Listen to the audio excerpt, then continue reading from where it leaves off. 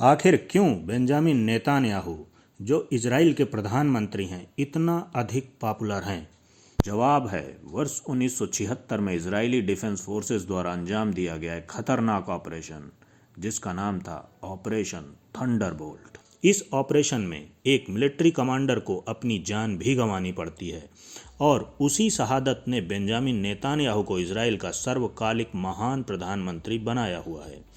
तो आइए operation Thunderbolt और उससे जुड़ी घटनाओं को ब्रीफ में समझने का प्रयास करते हैं। यह दिन था 27 जून 1976 का, जब एयर फ्रांस का एक विमान फ्लाइट 139 इजराइल की राजधानी तेल अवीव से उड़ान भरता है।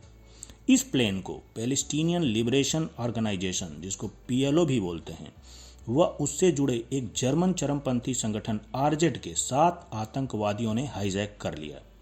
इन हाईजैकर्स को RZ संगठन का विल्फ्रेड बॉस लीड कर रहा था। फ्लाइट को हाईजैक करने के बाद सबसे पहले एथेंस, फिर लीबिया के बेंगाजी एयरपोर्ट और फाइनली युगांडा के एंटाबे एयरपोर्ट में ले जाया जाता है। उस समय युगांडा की कमान तानाशाह ईदी अमीन के हाथ में थी। तो इस हाईजैक्ड प्लेन में कुल 254 यात्री थे। अंतर्राष्ट्रीय दबाव पड़ने पर 148 नॉन इजरायली यात्रियों को छोड़ दिया जाता है।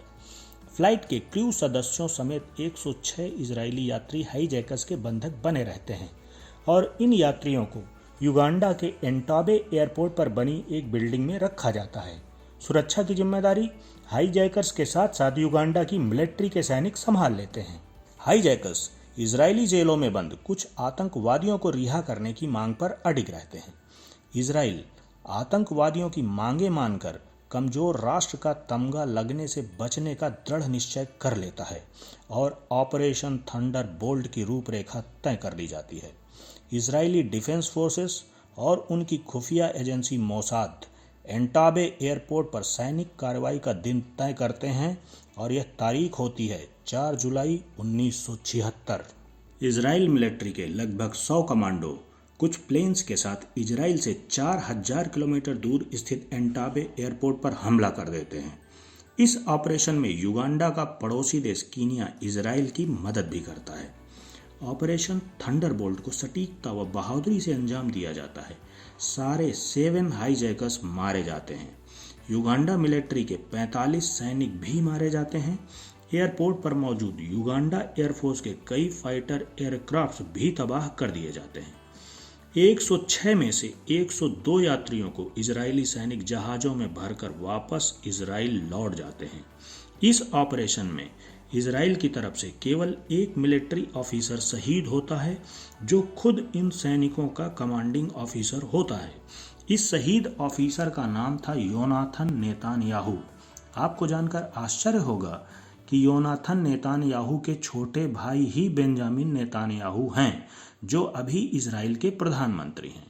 शहीद योनाथन नेतान्याहू को ऑपरेशन थंडरबोल्ट की अकल्पनीय सफलता के बाद इजराइल में हीरो बना दिया गया और इसका सबसे बड़ा लाभ बेंजामिन नेतान्याहू व उनकी पार्टी को मिला।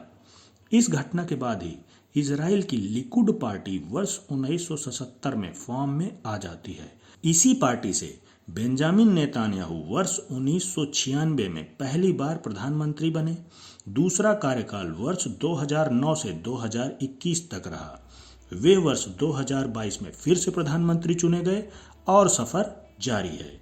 तो ये कहानी थी ऑपरेशन थंडरबोल्ट, बेंजामिन नेतान्याहू व उनके शहीद भाई योनाथन नेतान्याहू की। मिलते हैं बहुत जल्द एक नए टॉपिक के साथ। तब तक जय हिंद, जय भारत। Thank you.